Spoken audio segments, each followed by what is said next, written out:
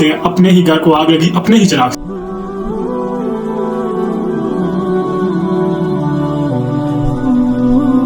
تو مانتے ہیں کہ احتجاج سب کا حق ہے، لیکن پرامن احتجاج ہونا چاہیے تھا۔ یہ کیسا احتجاج ہے کہ جس نے پورے ملک کو نقصان کر دیا گیا، پورے ملک کو توڑ پھوڑ کر رکھ دیا، برباد کر کے رکھ دیا۔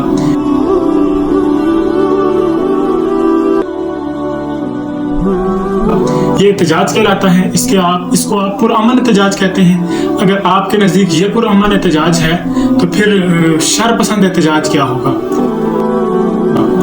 وہ سوشل میڈیا پہ بیٹھ کے آپ کے لیڈر صاحب کہتے ہیں، جب ایک مذہبی جماعت نے احتجاج کیا تھا کہ آپ نے کہا یہ شر پسند لوگ ہیں، یہ ملک کو خراب کرنا چاہتے ہیں۔ تو اب میرا ان سے سوال ہے کہ آپ اب کیا کر رہے ہیں؟ آپ کو اپنے بارے میں یہ کیا خیال ہے؟ یہ پرامن احتجاج ہے کہ ایسا احتجاج کہ جس میں بچوں کے دل میں اپنے ملک کی نفرت پیدا کی جا رہی ہے، ان کو یہ کہا جا رہا ہے کہ توڑ پھاڑ کرو، گاڑیوں کو جلایا جا رہا ہے، غریبوں پہ جو ہمارے شہداء ہیں ان کی تصویروں کو جلا دیا گیا۔